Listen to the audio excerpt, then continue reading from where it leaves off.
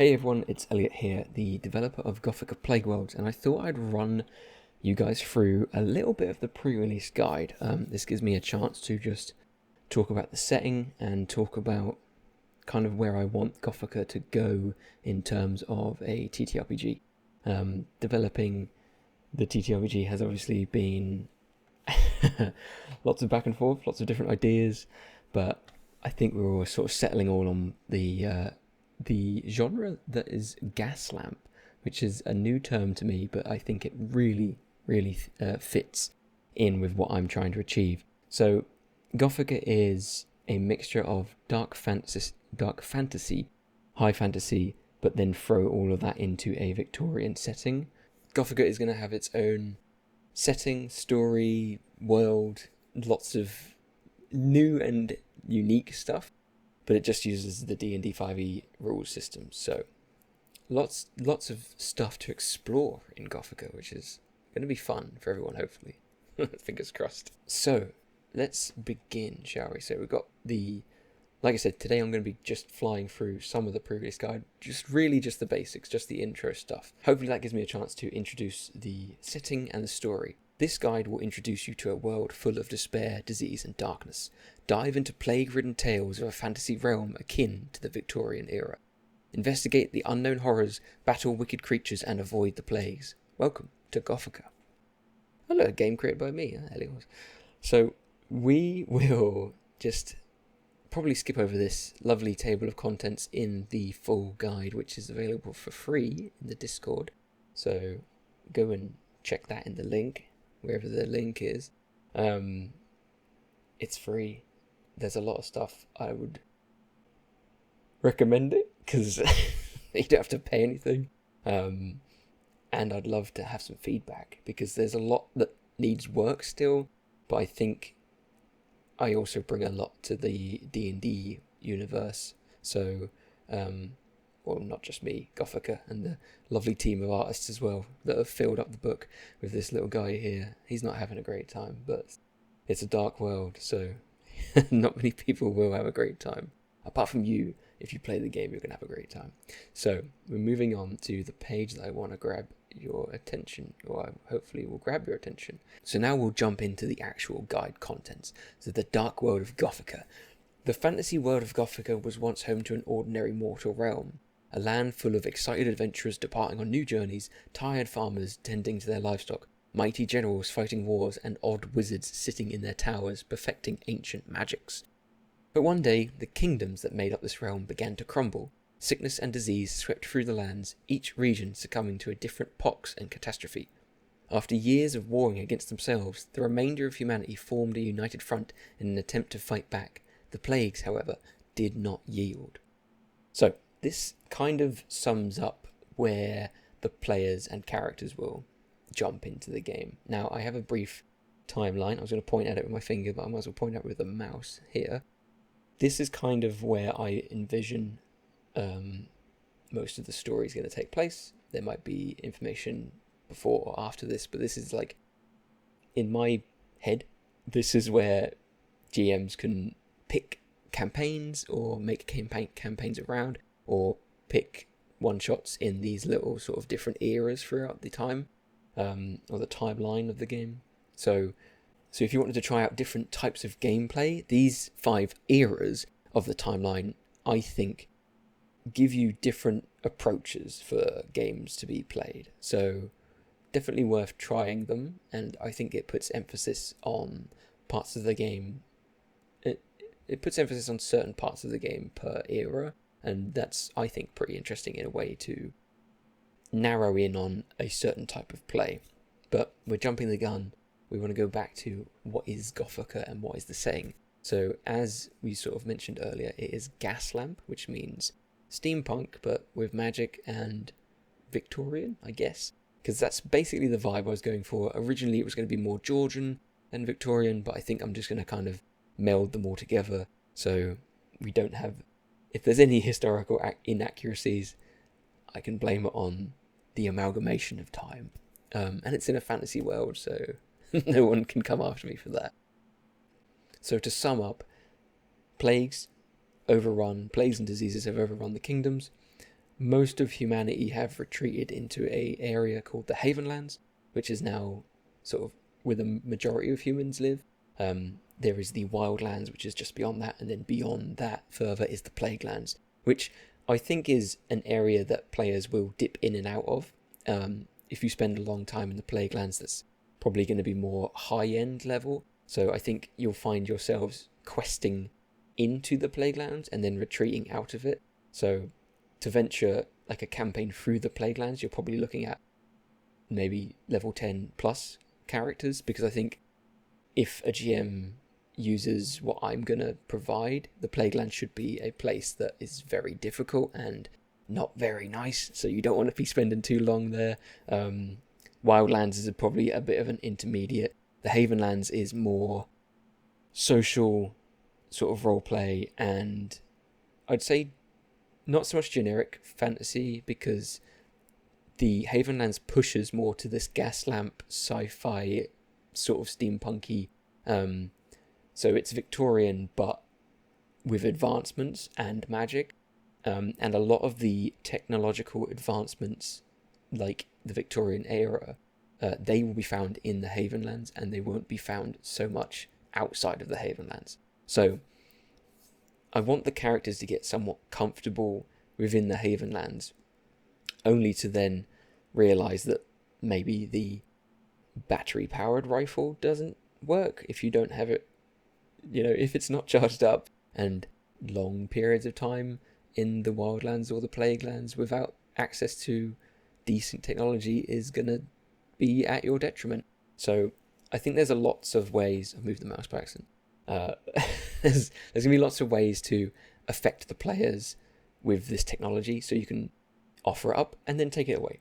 So it's not going to overpower the game, and I think it will hopefully all be balanced within the system itself. To summarize, plagues are super bad, obviously.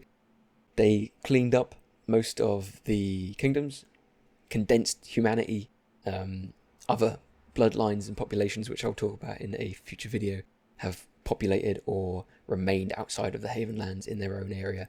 And that's probably, the Havenlands will probably be where most campaigns and quests start, because that's the easiest of all the places, in my brain anyway, unless your GM is very clever and can find out some interesting way to make the Plaguelands have some sort of safe haven. But that sounds like a cool idea, so I might be stealing that from myself. But yes, so we'll move on to explain the 5 eras that I think work well for Gothica.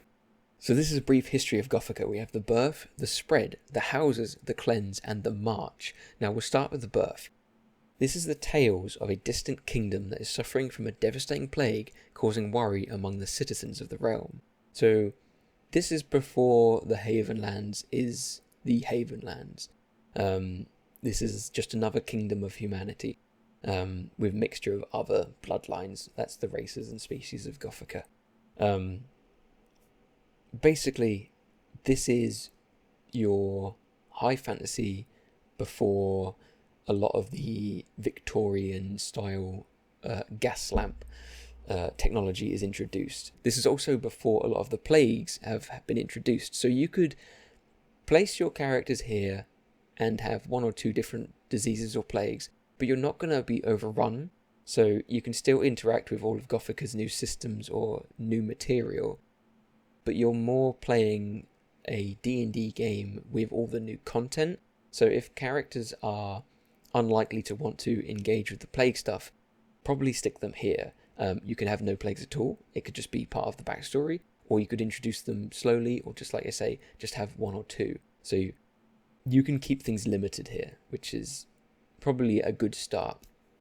We move on to the spread, where many kingdoms are affected by the sinister forces of the plagues. So this is basically, if you've introduced the characters in the birth, and they're getting used to how the plague mechanics and the mutation mechanics work, and if characters, or if the players don't mind receiving negative mutations, this is where we kick it up a notch. This is 1 difficulty higher. This is the spread, a lot more common to have plagues and diseases. We could introduce plagued creatures a lot more frequently, and just up the rate of mutation as well. We move on to the houses, where humanity discovers that some lucky few carry beneficial mutations. Those with powerful bloodlines form houses forging armies and commanding the remaining kingdoms. So the houses basically introduces the houses, obviously, but it's that key information that I think holds a lot of the central part of Gothica, the Havenlands, which I think is going to be a majority of time spent if you're playing, especially earlier levels. So DMs and GMs can really easily pick information out of here and create campaigns and one-shots just from the list of house allies and enemies. If you've worked for this, maybe you are now more aligned to this group, and then misaligned or unaligned, whichever the word is, with the others. You're a threat or an enemy to those others. So there's lots to play with there, and it introduces obviously these bloodlines that you could now introduce NPCs that have bloodlines, because obviously if you played the earlier versions without the special powers of the bloodlines, which is definitely doable, but I think you're missing out on a lot that Gothica offers. So give the characters the special abilities, but maybe make them far and few between, or few and far between. But then in the houses, they're a lot more common with these people. We move on to the cleanse, where houses unify in an attempt to fight back against the plagues. They force political blame onto the sickened kindred bloodlines and the creatures that wander through the wildlands. So, as I said before, you've got Havenlands as a central hub, then the wildlands, then the plague lands. So, not lots live in the plague lands that isn't already plagued or very evil. So, the next thing to blame is probably the creatures that live in the wildlands, because they're kind of that natural barrier. So, anything that seeps through the plague lands must come through the wildlands. So they're the perfect scapegoat for everyone to basically say, hey, yeah, you're causing us trouble. So this is basically humanity fighting back. So a lot of Gothica's bloodlines are human, because I wanted to put an emphasis on how important they are in this era. So we have 3 types of bloodlines. So you have human bloodlines, you have lineage bloodlines, and you have kindred. So the human, obviously different variants of human, pretty standard and self-explanatory. Lineage is kind of like your elves, dwarves, your proper fantasy. But in Gothica, they are the ones that lived before, and they're still around, but they've gone into hiding mostly. They still exist, and some still wander around humanity. So they're not super, super rare, but they are rarer than the majority of humans. And your third category is the kindred bloodlines. These are your monstrous races like reptilians, fish people, the undead. Lots of fun. It's tricky to play that with the humans if you play in a world where humans don't like the monsters. So if you worry about that sort of thing, or that's a sensitive subject, get rid of it. Have everyone be very happy with each other. But if you want to play the sort of story as it is in the book, you're going to find areas where if you are a monstrous person like an undead walking into a city, you're going to be met with some kind of confrontation, which I think is pretty reasonable to expect. But if you don't like it, get rid. It's your world. So the cleanse basically forces the humans to fight against the kindred. So if you're playing in that area specifically, that's probably where you're going to focus on that sort of diversity of humans versus monsters. So it might make sense to have a party of all humans or all monsters. A mixture is totally doable, but it might be a little complicated, and it will make your GM's brain hurt. So maybe do it just for that, unless you're the GM, and then do one or the other. And lastly, we have the March, which is where humanity attempts to reclaim their lost kingdoms by entering the plagued territory. So this is where I picture mass armies storming into the plague lands. So this is big movements of, controlled units. So this could be quite impressive to maybe end a campaign, or if you really wanted to start like a high level campaign, somewhere here would be really cool. You're going to be spending probably more time in the plague lands in this area if you're a human, and if you're sort of scripted up or conscripted up, conscripted up into the military, you're going to be doing a lot more dangerous sort of quests or activity. So the higher end levels is probably where you'll find this kind of gameplay. Anyway, that covers this episode. So what do you think? Introduction to Gothica, cool world, cool backstory, cool setting? I think so. But I made it, so I'm biased. Come and join the Discord, because that's where we probably talk the most.